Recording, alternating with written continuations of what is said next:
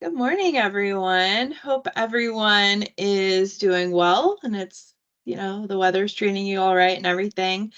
Today I wanted to discuss and talk to everyone about um, kind of do a little bit of an election primer, right? So we're in election year. I don't know if you've heard, it probably hasn't come up at all in anything you've seen. Just kidding. Probably, that's all you see all the time, right? So I wanted to kind of give some resources and discuss ways to sort of discuss this, right? To discuss and remind students about upcoming elections because I think it is, so important to kind of make these discussions and make this sort of habit of participating, a part of our yearly or annual, routine. So Dr. Exley kind of touched on this in his introduction, and I kind of wanted to, to do this as well, to kind of give us some resources. So this doesn't have to be like, how do I talk to my students about like this specific politician? It doesn't have to be that. Because that's not always fun. And it's not even always fun for me, in a political science or a government classroom. It doesn't have to be that. So I want to give you some resources and just some reminders and some easy ways, right, to talk about, the upcoming election and elections in the future, because I think that is so important to our overall civic education. So, what is the objective of our discussion today? I want to provide resources so that us as instructors here at ACC in any discipline, right, in any of, or a multitude of classes that students are taking and that we're interacting with students with, that we can all sort of easily inform students about upcoming elections and kind of create this environment where we're fostering their engagement with their community, whether they live in Alvin or they live close by, or, they're a student who comes to us from Galveston or from Houston. We want to foster their engagement with the place that they live with and with us. And that's really important. So we're overall sort of bettering their overall civic education. So we as instructors, people who interact with students in this sort of, very like, professional, but also kind of in an intimate way, right? We can have these relationships with students where they look at us as someone who that they trust, that they see us on a guide. Like we're in this position to act as this access point for students. To remind them of these responsibilities that they have and how to access them and how to get there and how to make it more accessible for them. And we're demonstrating to them that they have a voice and that their voice matters and that plays a role in things that are important in their day-to-day life, because it can feel very far away, right? You're like, why do I care about, voting for the president or for Congress when like nothing that they do affects me, but it does. And so we're making them aware of that. So I wanted to discuss that and how to kind of make that happen. So, why? What's the importance of this? So civic education, which is the process that takes place over your whole life, beginning in childhood, means the ways, right, that we are brought into our political community. So sometimes in political science, we talk about political socialization or political learning as well. So all of this helps to inform our, students of what's going on, to make them more informed citizens, to make them aware of like what's happening and how they can contribute, whether that's a local election, whether that is a national election, whether it's something about a bond, right? Maybe for their school district or something like that. All of that is really important. And this, civic education, political socialization helps promote democratic values, and strengthens our democracy. And, that's only going to have benefits for us as a college, as a city, as a state, and as a nation going forward. Also, all of this is going to help strengthen their media literacy. If we're giving them the tools of where to look for election information, where to find out about their candidates, that is going to make them a little more discerning about TikToks that they see, that may or may not be the most factual, we'll say kindly, right? And things like that. So all of that is going to be, kind of one of the important parts of the civic education that we can help be a part of, even if you're not in a government class, right? Even if you're in other disciplines. So overall, we're providing students the tools to improve their lives, and these can help shape our democracy and are really important. And I just want to kind of discuss how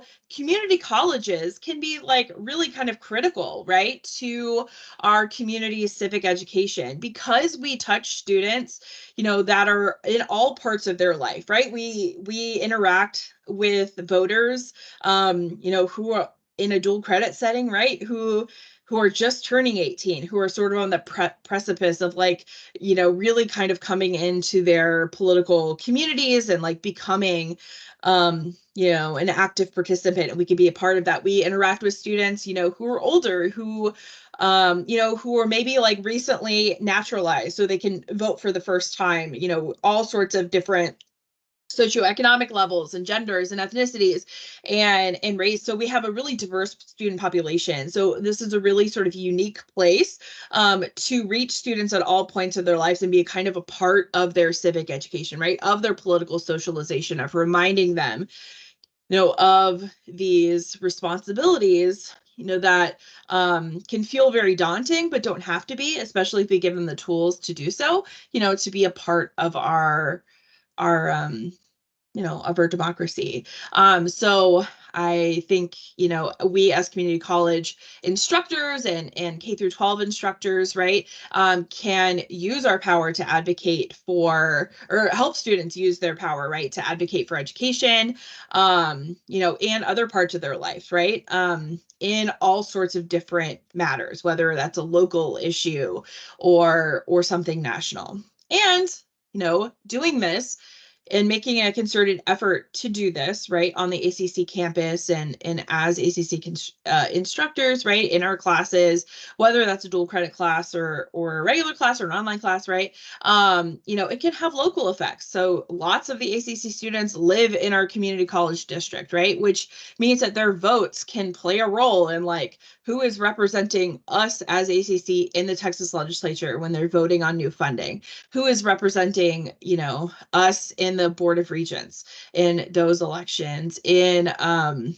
for bonds, if we ever have one of those, an election coming up, like, that sort of local effect can, play a real role, right, in this whole process. So, it's not just like something very like abstract, right, and far away. This can have real local effects to our actual community college campus. So let's say that you're like, well, she's saying this, but what do people who, have more advanced knowledge of this than me, what do they say? So there's lots of scholarship about kind of the importance of civic education and political socialization that takes place all throughout your life. And um, I was gonna like give you so many of these sources, and then I was like, why am I doing this? But I wanted to give you kind of one article that really struck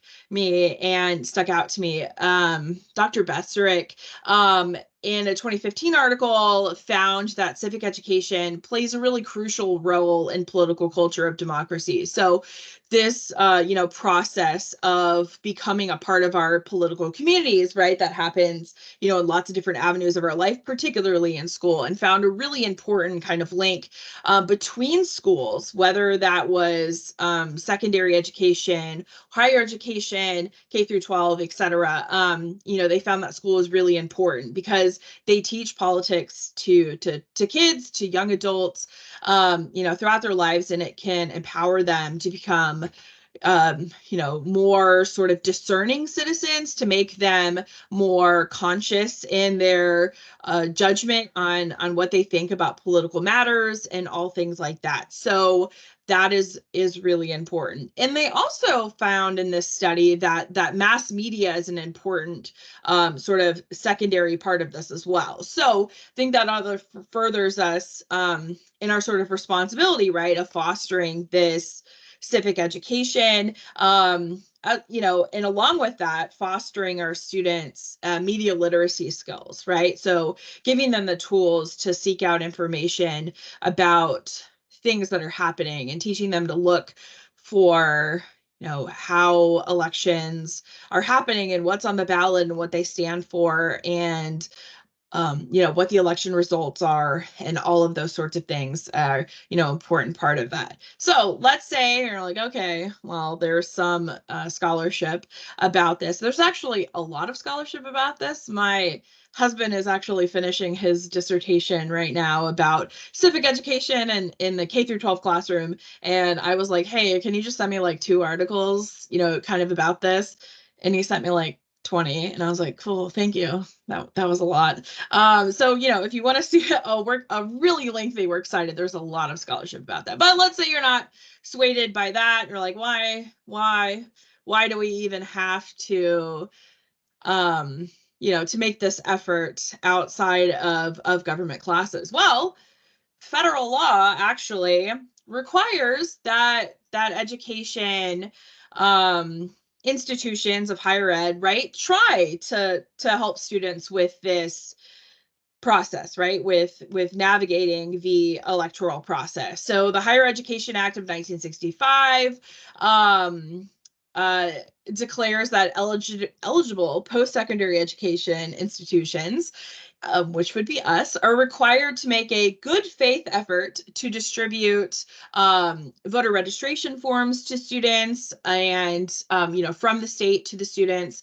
and to everyone who goes to that school, and to make them widely available. So even the federal government and the Department of Education and the Justice Department have like made efforts, right, to make it part of federal law to have schools, attempt to reach students about voter registration. So it's not just like the higher ups that are in charge of that, right? It's not just the student services department. We can all be an important part of this. So that's kind of what I want to discuss today. So let's get into sort of the meat, right, of what I want to talk to you about in this process. What do I think is important, right, for you to know, and like how to do this. So the kind of the meat and potatoes, if you will, on how this works. So uh, first, I want to talk about like the voter registration process, right? So those sort of nuts and bolts of like how to sort of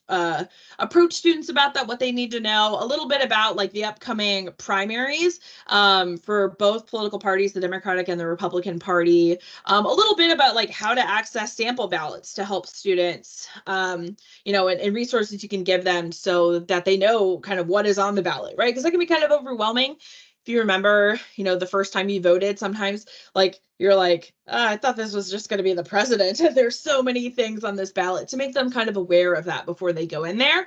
Want to kind of inform you just of like basic election laws, that can kind of, just remind students of that.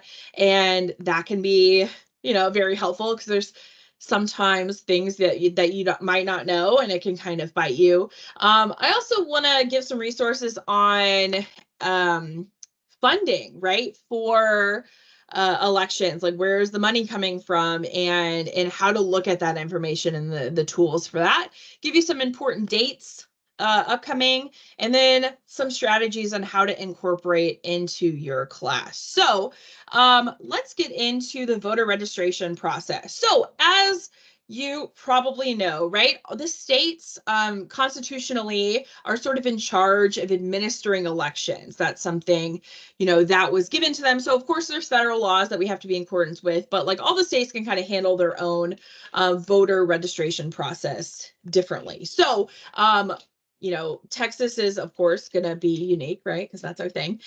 So Texas law requires that eligible voters, in order to be able to vote on election day for any election, have to be registered at least 30 days before the election. So that's something to kind of keep in mind, right? As elections are coming up, you're like, students who are maybe have never voted before, who are not registered, they have to be registered 30 days before it comes up. So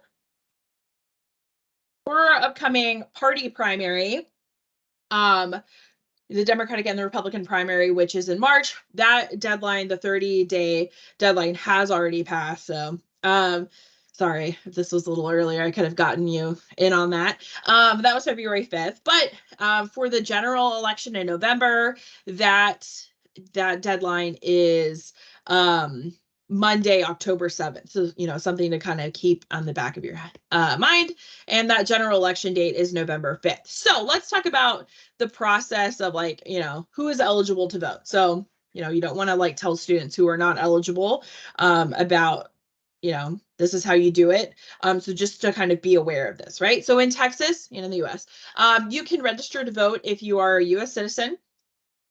You're a resident of the county where you're submitting your voter application, right? You have to live where you're registered.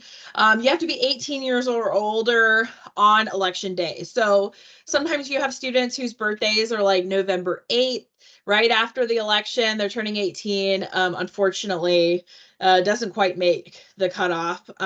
So it has to, their birthday can be on election day, which I had a student last semester or last year who had that. It was kind of fun. She got to vote on her birthday. And so they can register before they turn, as long as they're 18 years old on election day. They cannot be a convicted felon. So you might be in Texas eligible to vote if you've completed your sentence and your probation and parole and you've paid all your fines. But it kind of depends. So students, may need to, if they do have a previous felony, they might have to kind of seek that out. And so that's kind of something that can affect different populations in a very real way. So kind of something to keep in mind. And so, that's another thing that affects this process. And every state kind of handles that differently. Also, you cannot have been declared by a court to be either partially or completely mentally incapacitated.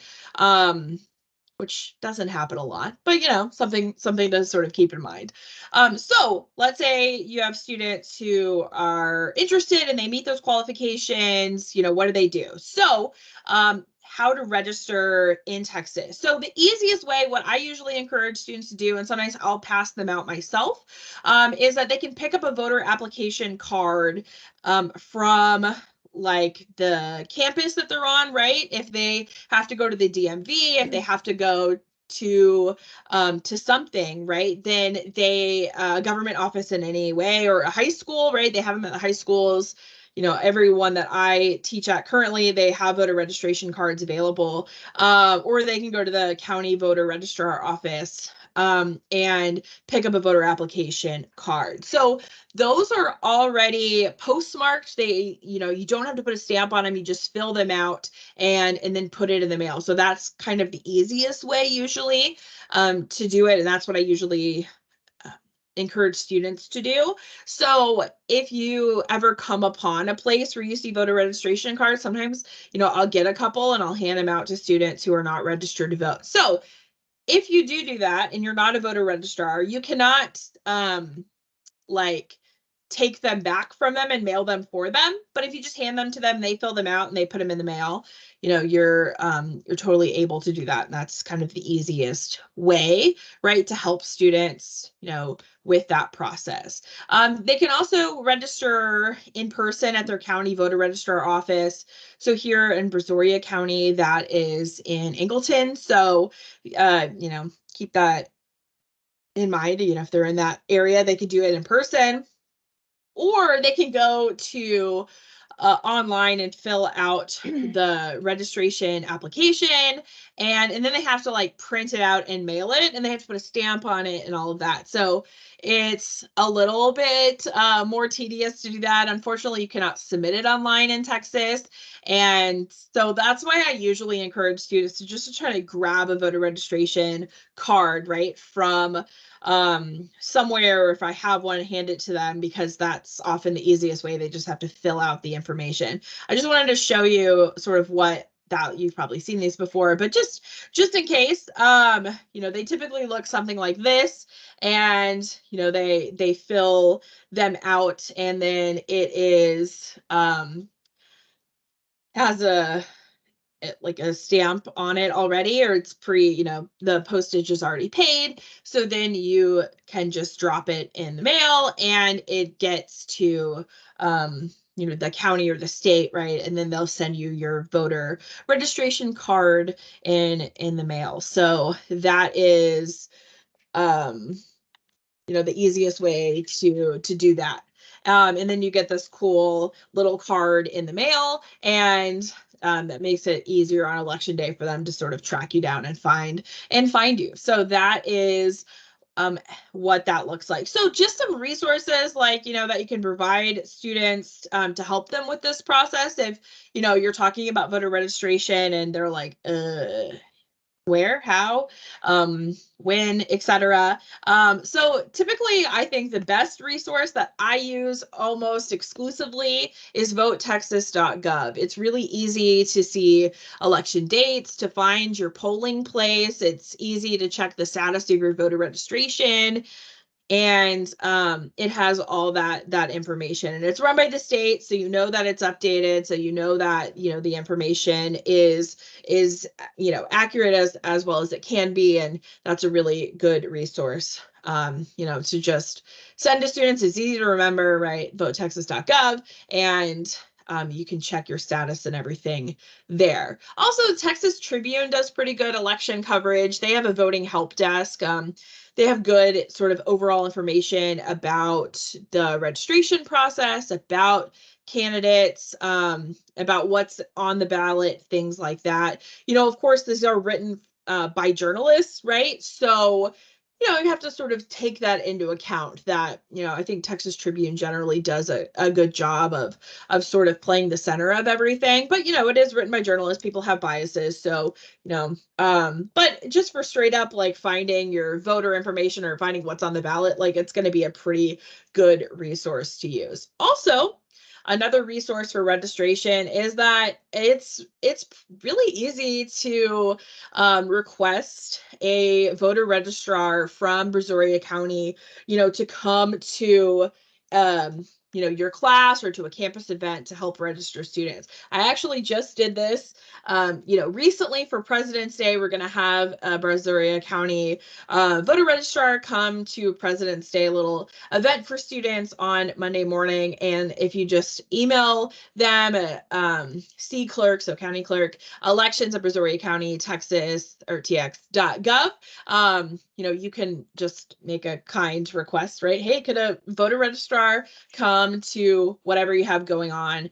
And they're very nice, and they are excited to talk to students, and they can help them with the registration process, and they can take it from them, they can mail it for the students, and that really helps with this whole process. So just so you know, that is also a resource. And everyone that I've ever had come to an event from their voter registrars are always so nice and so helpful, and like really good with helping students navigate that process. So that is a good resource to keep in mind as well for here in Brazoria County. So now let's talk about upcoming political party primaries, right? So our primary process is we're selecting who is going to be on the ballot for the general election. So this is like an important process, and Texas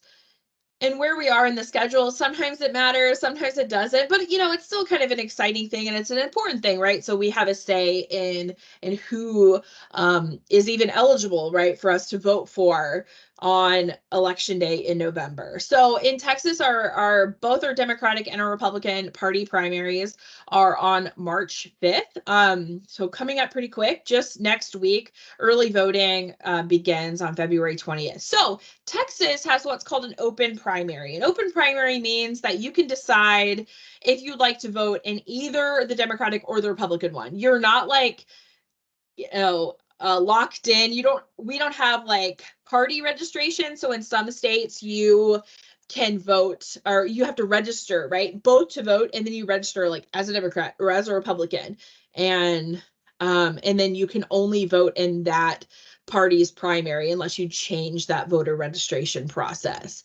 But Texas doesn't have that. We have what's called an open primary, meaning that you can vote in either, but you cannot vote in both. Although it would be kind of fun, I want to say in both.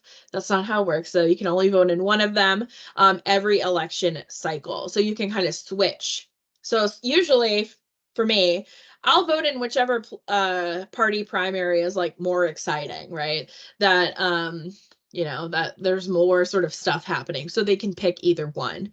And so in this upcoming primary, we can choose candidates for president. Of course, that's the big one, right? Also in Texas, one of our junior senator, Ted Cruz, his term is ending. He's up for re-election. So, there's going to be a primary race there, to decide those candidates for the November election. Also, all of our House seats in the Texas House and Texas Senate, in the Texas House and U.S. House are up for re-election, as well as some of the Texas Senate seats too. Also, some State Board of Education seats are up, the Texas Railroad Commission, and also a bunch of court seats. So, those are all important positions that affect us. So, even though almost all of the sort of focus, right, is always going to be kind of on the presidential election, there's lots of other stuff on the ballot too that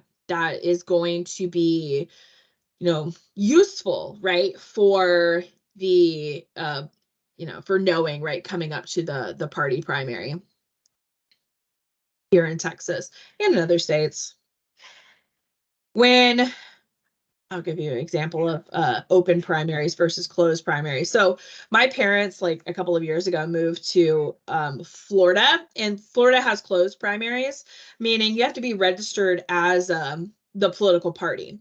So when my parents moved there, my dad was like, I'm an independent. And so he registered himself as an independent. And then a couple of years ago, when one of the like primaries was happening, he didn't want to vote in the independent primary, right? He wanted to vote in one of the political party primaries. So he had to like go and change his registration. I was like, yeah. So in Texas, you don't have to do that. So don't worry about that. They can vote in either one. So if we want to find out like who the candidates are for the primary elections, I have a couple of resources to help with that. The Texas Secretary of State website, they oversee elections here in Texas. They have a ballot guide, and it's county specific, and it's a really good resource to see all of the candidates. So I just want to show you what that looks like. So if this is the website that I have linked on the PowerPoint, and so this is what it looks like, right? When when you're looking. So, you're looking at the candidate ballot order, and then you can select the election year. So it's 2024. So let's say you're thinking that you're gonna vote in the Republican primary, and then you're gonna scroll down to Brazoria, or if you don't live in Brazoria, right, you wouldn't pick that. I actually live in Galveston County, but a lot of your students are going to live in Brazoria County. So this is going to show you like who all is on the ballot for the president, for the Senate seats, for the different districts, right, that are in that county. So you're going to have to use some discernment, right? Am I in District 14 or am I in 22, depending on where you live? And then, for Railroad Commission, so it's going to show you all the candidates. So this doesn't necessarily, there's not any information about the candidates, right? You're going to have to look them up. And also, this isn't going to necessarily be updated. Like several of these people, right, have dropped out of the race, and that's not necessarily going to be reflected here. So sometimes going to another resource, right, can be helpful, just to make sure you kind of get all that information. So the Texas Tribune has a really good overview of candidates, and that. So that can be a really good starting point. Also, your the League of Women Voters, which I'm going to talk about in just a second, can also be a really good resource, to find out the candidates and sort of what they stand for. So just some information about this. In most counties, including Brazoria County, you can vote in the Democratic or Republican primary in the same location. So you can, they don't typically have different locations for each one. You go to the normal polling place, during early voting and on election day. And you can, it depends on where you are. So in some counties that I've been registered to vote, you either go to, like, there's two tables and you check in either at the Democratic table or the Republican table, to just distinguish which primary you're voting in. Sometimes it's just the same table and they just ask you, which primary do you want? Do you want the Democratic one or the Republican one? But just to make sure that both options are available, it's a good idea to encourage students and yourself, right, to go to votetexas.gov just to check your polling places. So I just want to show you what this looks like. So if I go to votetexas.gov, voter portal, right, there's a way to sign in to not sign in, but like to check your status, and you tell it like your ID number, and then it shows your voting information. So you could see, like, that I'm registered and like when it's valid for, and it tells you your precinct and stuff like that. So on this other, side of the page, it shows you the upcoming elections, and you can see your polling places. And so if you click on the Democratic one or the Republican one, it shows you a list of applicable, places where you can vote, and it'll tell you, like, is it going to have both the Democratic and the Republican one, or does it only have one? And typically they have both, but it's a good idea just to double check so you don't show up and you're like, oh, I was going to vote in the other one. So that is a really good resource. VoteTexas.gov is easy to remember, right? And it's easy to sort of check that information, and just to make sure, your voter registration is good and everything is good. I just want to clarify that I have been registered to vote since before 2021. That's just when I moved to this address. So that's why it's that. So let's talk about sample ballots. Like, how are we going to figure out like who we want to vote for, and how to get that information, like, what's going to be on our ballot. So sample ballots can be really, really useful for primary elections, for the local elections, for general elections, and especially for like the primary elections, right? Because let's say you're like, oh yeah, I definitely want to vote for the independent or the Republican or whatever. Like, in the primary, it doesn't help you because they're all that political party. So sample ballots, seeing what's on your ballot, kind of coming up with your strategy before, it can be really, really helpful for your options. And it'll also help make like a cheat sheet for when you go and vote, so you can remember, like, who you sort of support in all the races. And just making sure that you're aware, Texas law dictates that you're not allowed to be on a cellular device in the polling place. So does that mean that they enforce this all the time, and that no one ever does it? No, I've definitely seen people on their phones. But you never know. So you don't want to like count on being able to look on your phone. So making a sample ballot is a really good idea to sort of let what's going to be on your ballot, and kind of allowing us to figure out sort of, who do we like in this race and all of that. So I think my favorite resource for this is the League of Women Voters Voter Guide. So it's from the organization Vote for 11, which you might have seen. They make like political signs for it. It's good, like nonpartisan information for both the primary elections, for the general election, and it has candidate information in their own words. So I just want to show you sort of what this looks like. So I typed in the address for ACC, of course, type in your own address. And it shows you what races are coming up. And I have it set to show me both political parties, the Democrats and the Republicans. So let's say you're looking at presidents, right? And this is also updated, so it tells you like that they withdrew or not from the race. So let's say you're like, oh, I'm interested in like, these random people, right? Once you scroll down, it shows you how the candidates have answered the questions in their own words. For whatever reason, the Republicans are always really slow in filling this out. So when you get closer to election day, they usually update it with the Republican responses. So you can be like, what do they think about healthcare? What do they think about these big issues? And you're hearing it from the candidate's own thing, so you can kind of read through it and be like, oh, this is who I like for this race or this race. And it's easily customizable, and they have a good like print option on this too, so that can be really, really useful. I think that's a really good resource to use for this process. Also, you could go to the Secretary of State website again.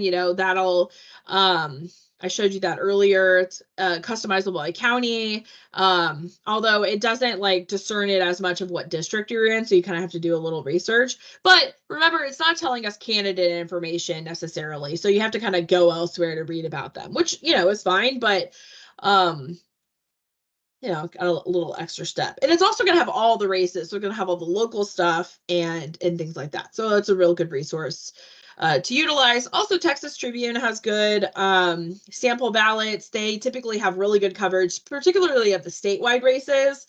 And it's easy to sort of find context information about elections, like what's the overall status of the race, like what's significant about the House districts in the U.S. Congress in Texas and things like that. And they're going to be updated for like who dropped out of the race and all of that. So those are good resources for kind of figuring out what's on the ballot, just to kind of make students aware and maybe make yourself, right? Remind yourself of how to get that information. So those are really good resources. So let's talk about election laws, right? So, what are we required to do? How does it work for this whole process? So under Texas law, in order to vote, you do have to show an acceptable form of photo ID, and you have to show that ID, right, to be able to vote in person. So the acceptable forms of photo ID are a Texas driver's license or a Texas ID card that you get from DPS, right, for maybe the people who don't drive. The Texas election card they can get from DPS, Texas handgun license, a military ID card, a citizenship certificate with the picture, and a U.S. passport. So any of those will work and will allow you to vote. Let's say you have someone or a student who doesn't necessarily have a valid driver's license or ID, and maybe doesn't have one of these forms of ID, right? What do they do? So voters who don't have any of these approved form of photo ID can still go to the polling place, and then they can fill out this form. It's called a reasonable impediment declaration, saying they have something that is preventing them from being able to get a form of ID. So I have seen this in the polling places mostly for seniors, right, who like don't drive anymore and their license is expired and it's supposed to be a valid ID. And so and they're not in a position where they need to like renew their ID and all of this, so they can do this process. It slips through the cracks. You go on election day and you don't have that. What you can do is you can fill out this form, and then you can show a supporting form of ID. So a copy of a government document that has your name and address on it, a copy of your current utility bill, a bank statement with the address on it, original government check, which I don't know why you would have that laying around, but just in case, a paycheck or something like that, or a birth certificate. That would be permissible too. So then you would fill out this like voter impediment form.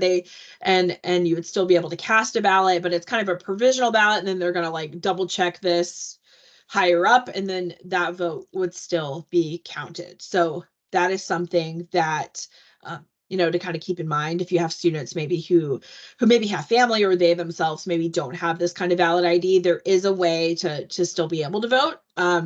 You have to kind of be aware of it, right? And make sure you have one of these forms before you go and do it. So what are some other election laws? So not allowed to electioneer, so to, advertise or talk about a candidate within 100 feet of the polling places. So, if you've ever driven by a polling place, there's usually like a ton of signs outside, but there's like a cutoff point. Typically there's some kind of flag or sign to indicate 100 feet. So no one's allowed to like approach you within that 100 feet. You're supposed to be able to vote without pressure, without any of that. So they can talk to you in the parking lot. Candidates can, and they will. Sometimes they do stuff, right? They're handing you out, candy or whatever to encourage you. I got a breakfast taco once from a candidate. That was fun. I was like, I appreciate that. But they can't do it within 100 feet. Also, I said this earlier, you're not allowed to use any kind of wireless communications device within 100 feet of the voting station. So, once you're inside, you're supposed to have your phone away. You're not supposed to, look at that when you're voting. Or even when you're like checking in, right, to vote, they don't want you on your phone. And you're not allowed to use any kind of device that records sound or images, so no taking pictures. So, everyone likes to take the I voted selfie. They ask that you wait until you're outside to do that. And don't take a picture of yourself voting. They don't like that. I've seen people do that before and get scolded. So you also can't wear apparel or any kind of communicative device related to a candidate or like, a bond or any kind of political party that's in the current election. So you can't wear like, a button for your candidate that you support. You can't wear any of that. So it's not that they're picking on a particular candidate, that is the law, right? You're supposed to be able to vote in this kind of pressure-free environment. I will just let you know that when I was 18 in my very first election, my dad picked me up after school and took me to vote. And I was wearing the shirt of the congressional candidate that I had been working for all summer and like, block walking for. And I didn't know that you weren't allowed to wear it to vote. And so I wore it into the polling place and I got scolded by one of the ladies working. And so my dad was like, I guess I'm gonna take her home and change. We'll come back. I didn't have anything in the car to like cover it, and someone else brought me a jacket so I could put it on. But just so you know, make students aware of that. They're not picking on you for your election candidate. It's just, part of that process, right? You're not supposed to be influenced of your vote at all when you're in there. However, you are allowed to wear like apparel or whatever relating to someone that isn't on the ballot. So if you have like I don't know, I just saw a Dolly Parton 2024 shirt. Like, she's not actually running for president. Like, even though it's like an election shirt, right? You would be able to wear that. If you have like a, whoever shirt from like the 1980s election, like you could technically wear that. But something that's on the ballot, you're not allowed to sort of, advocate for. So that's something, mention maybe just so they don't find themselves in a situation like me back in my very first election. So Something else that is kind of important, right, to know is that there's a ton of money being spent on elections, and it's kind of important to know, right, to see sort of how the sausage is made. Where is it coming from? How to find that information out? Like, what are they spending it on? Things like that. So you can also encourage you yourself to do this, and to encourage students to sort of look at this information and be like, where are they spending their money and who's giving them money? So, like, how do we have access to this? So, in the 1970s, Congress passed, it was signed by Richard Nixon, a law called the FECA, or the Federal Election Campaign Act. And it required candidates to disclose their donations and their expenditures. So, what they're bringing in and what they're spending. By federal law and state law, it requires this as well. That has to be like publicly disclosed. So, you can't just be like, I have a bunch of money and I spent it on things. And so candidates are required to do this. So, there's resources, right, to find out what that is and how to get to it. So, election spending is overseen by the Federal Election Commission, or the FEC.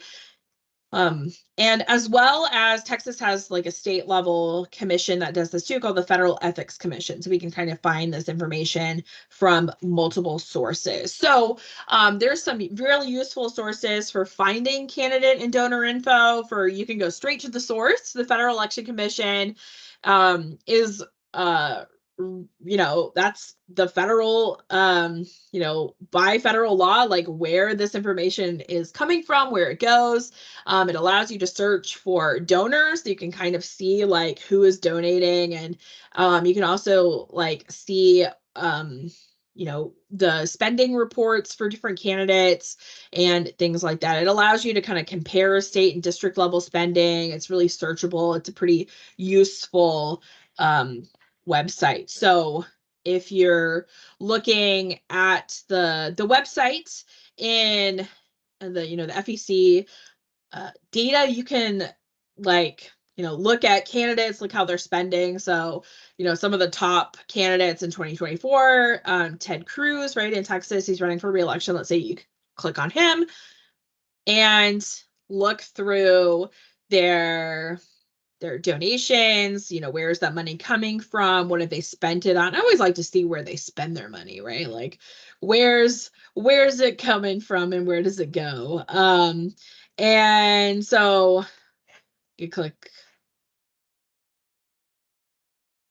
where are they getting some money from? Where are they spending it? And all of that is pretty useful. It kind of gives us an idea, like, you don't have to rely on, what they say or what you hear on the news. You can look at how they're actually spending their money, which is, and especially if you're like me and you're a little bit nosy, right? It's fun to see that. Also, the Texas Ethics Commission has a website, right? Searchable info for Texas races. It's not as customizable as the FEC site, but it has more local data, and also like you can like download really easily in Excel files, like all sorts of information about spending in Texas, and it can kind of give you some more sort of local information. So that's a good resource. Another way of looking, for spending information and things like that is a website called Open Secrets. It is a group that like wants to track, right, the money in politics, and it's dedicated like to sort of following all sorts of money, and it's really easily searchable. It draws from federal data, from the FEC, from state data. You can look and see how they're spending it, what money they're bringing in. It has lots of money on interest groups and like how they're spending in political action committees or PACs as well.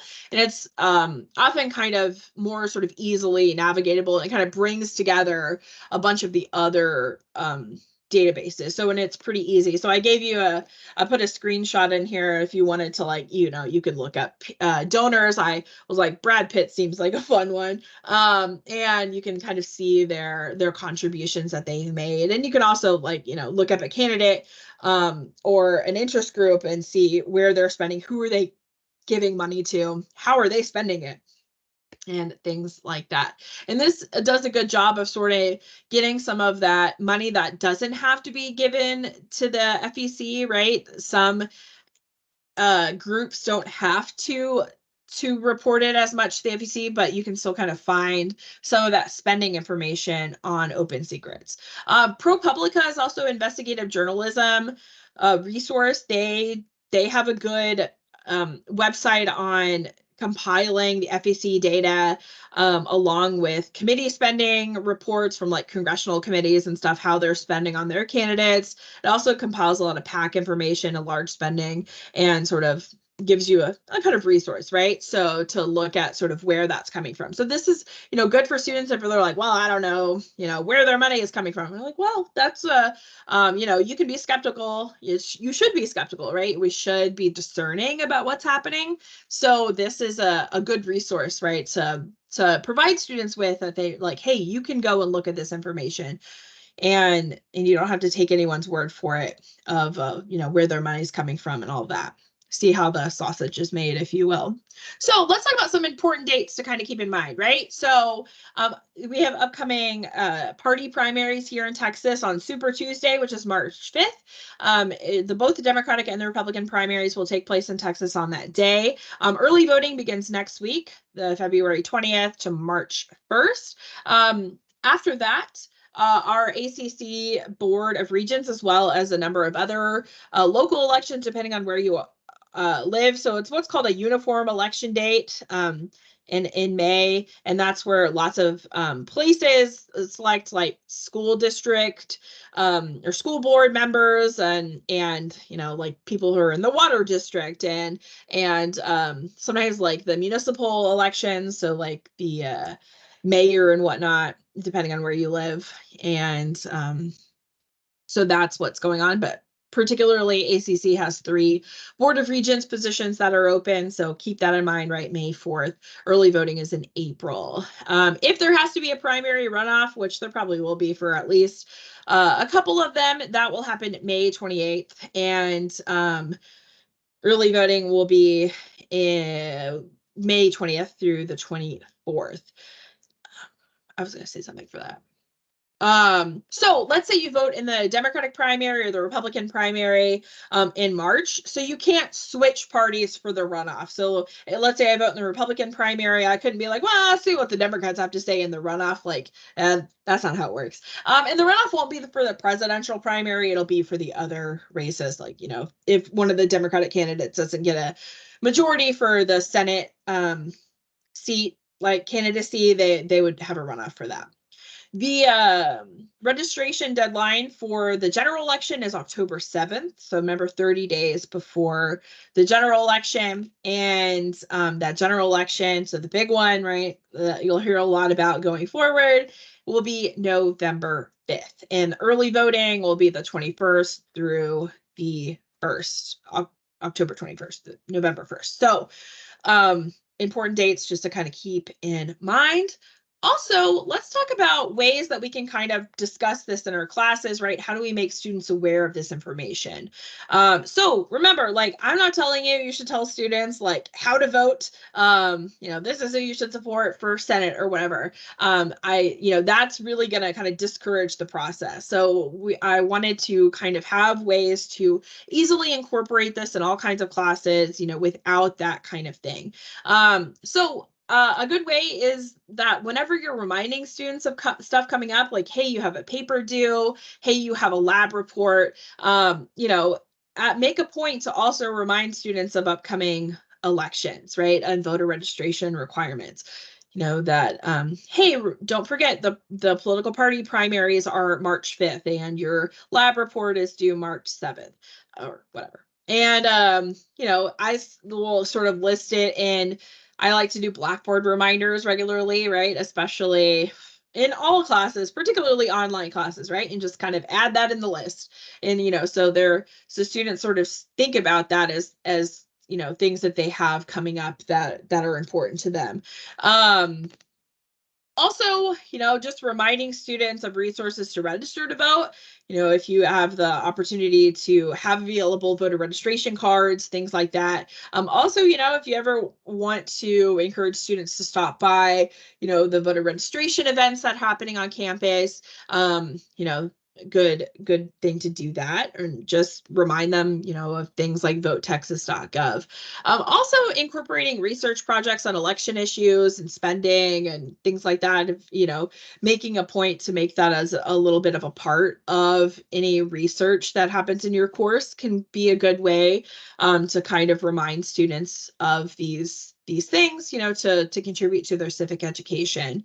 Also, I think it's a good idea in all disciplines, right, to make an effort to relate class material to kind of political ongoing. So, if you're talking about scientific research, if you're talking about, ways that the law has changed for licensing regulations, to kind of discuss that, government involvement in that, your vote matters because, this regulation is cumbersome, right? This is annoying. Well, this was done by this governor or this president. And, so these things affect us, right, in our day-to-day life. Just a reminder of that, not like, hey, this president ruined your life, but that kind of reminders, right, that these things affect them in their day-to-day life and what they're studying and what they're doing, etc. Reminding them of how community college funding changes from the Texas legislature. And when we're discussing that kind of issues, bonds, right, that those are decided by electors, by us, by the citizens. So that is really important to kind of, bring back to when you can. Also, simply including registration and election deadlines on your syllabus schedule can just be a really helpful kind of low pressure way. So I'm going to show you what mine looks like. So, and as you can tell, I'm a little bit extra just in general, but the just in my syllabus kind of outline, right, the schedule that I have on my syllabi, if you will, I'll just include like, hey, remember that this is the deadline to register to vote. And I noticed right when I was about to start, I was like, I put Republic instead of Republican. I talked about this with students like 3 times and I didn't even notice it until then. Yes, the Republic primary. And just like, hey, the early voting is this week, so they're thinking about it in terms of like what's coming up in their life, right, of what they can do, of what their resources are.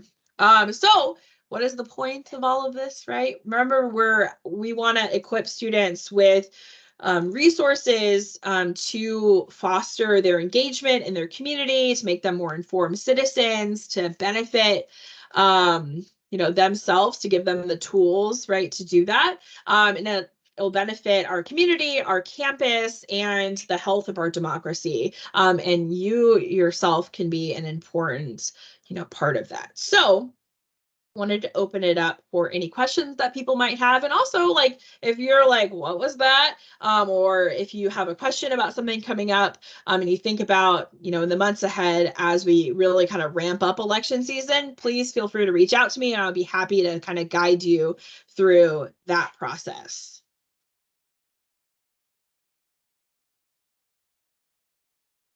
So if anybody has any questions, I'd be happy to All help you with right. that. Well, thanks, Karina. So, we do have about 2 more minutes for questions, folks. Just 2 more quick minutes before we gotta sign off and go to the next round. Oh, sorry, Shayna, I didn't see your question. So,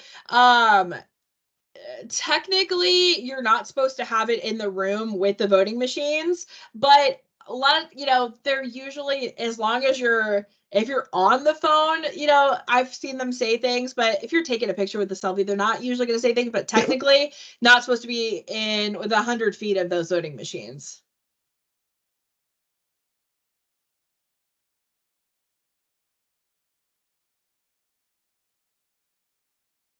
Yeah, the lobby I think is fine.